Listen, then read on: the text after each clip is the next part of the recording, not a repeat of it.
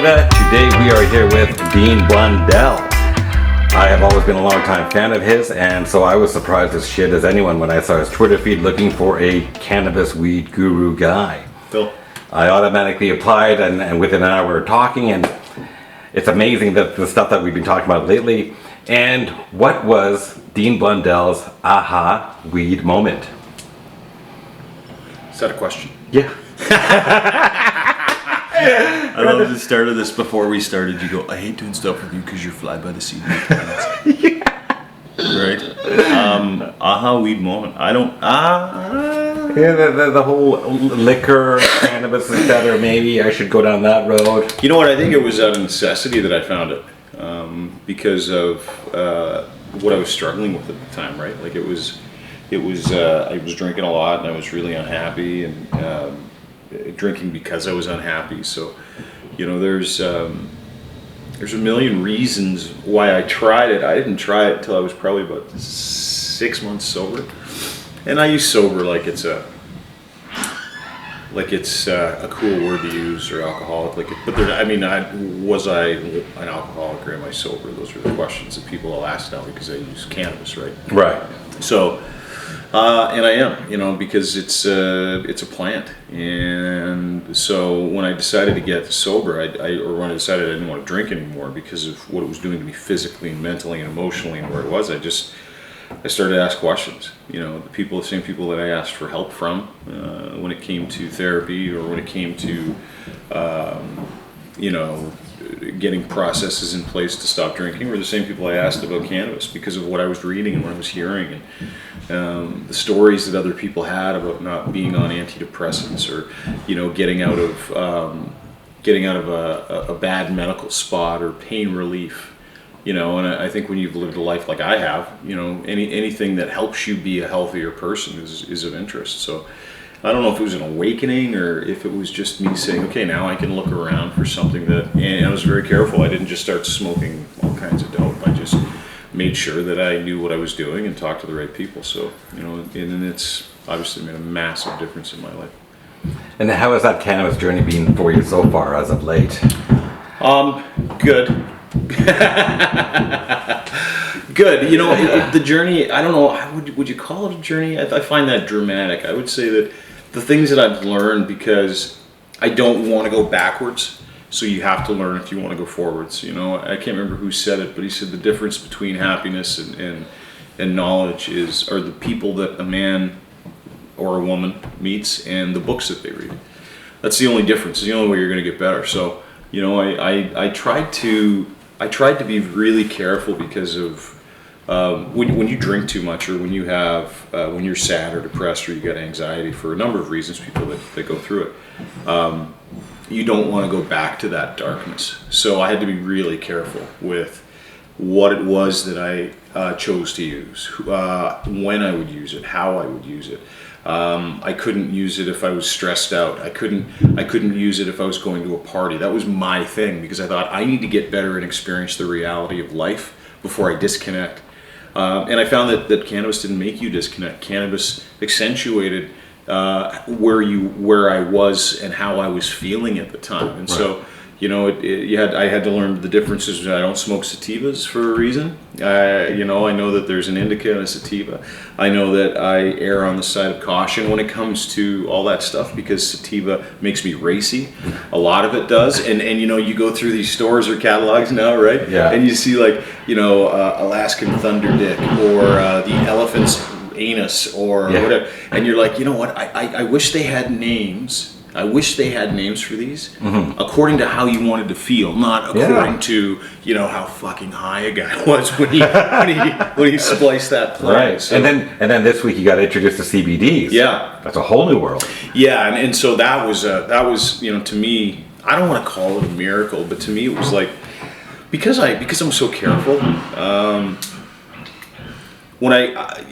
gotten the chance to try some CBDs, pure CBD, and you know, it's been, I don't know, 4 or 5 days now since I've tried it. I've got 3. I don't even know if I'm allowed to talk about them. Am I allowed to talk about where I got them from? Is all this stuff? No, forget it. Maybe not. Take this out of the interview. Yeah. Take it right out. Skip next. But this person that I met with said, hey, listen, I know you got anxiety. Try this. I do 1 drop in the morning and I'm good for the day. Yeah. And I was taking one different medication, but 2 small pills. It was a maintenance thing. And I was really worried because it's kind of like they were my anchor or my safety, thinking that this is why I'm better. It's the drugs I'm getting from the doctor. And that might be part of it. For sure has helped. But I slowly got off of those by half a dose each day, and today this is 2 days now that I haven't taken. So who knows? I might crash and turn into a total moron tomorrow. But I'm relying on the patchwork of this for now, and I'm mindful of the therapy that I've gotten that says, hey, this is just a moment in time, and nothing was different yesterday. And if something changes, I can go back to my routine. But this is the safest way for me to not feel like everything's fucking terrible. Yeah, like you said so many times, cannabis has saved your life from Yeah. alcoholism, and a lot of people have said that as well.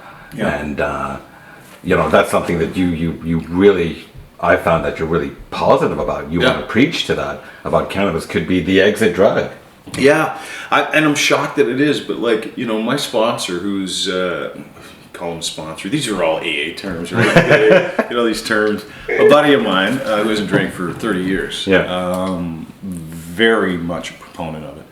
And that's when I started to go, maybe this is a big deal. Maybe this is something that I could use because, and again, I don't like to use the word alcoholic, but I was just a fucking dick. I was miserable. I was sad. I was like, everything was everybody else's fault. And when you internalize or you medicate with alcohol specifically or opioids, it destroys the lining around your brain and lowers all your chemicals to the point where you're like literally bottoming out. Yeah, that's why people crash. That's why they go into these massive tailspins, is because they literally cannot imagine living without that hit of alcohol. And it's different now because I think I would be for sure dead if I didn't stop drinking.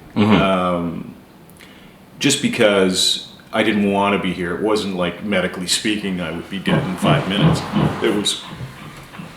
It was I can't be here anymore. Yeah. For a variety of reasons.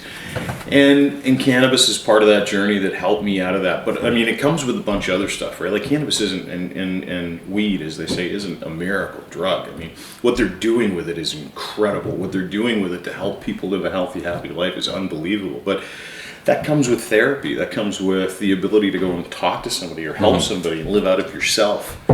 And so that's, in a nutshell, did it save my life? For sure, one of the things it did. But, lots of construction upstairs. Yeah. We're putting mirrors in the bathroom against my better judgment because now I'll see myself naked. Anyway, sorry about that. No worries.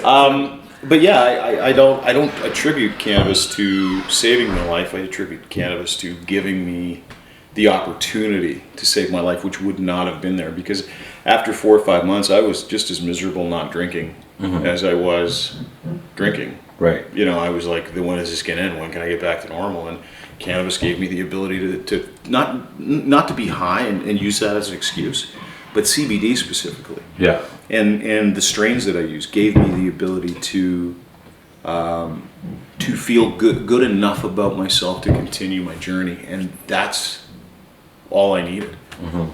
And so you're doing a lot of cool things right now with the Cannacast. Talk about that, your whole podcast. And You're in it, Phil. yeah, I know. So you can talk about it.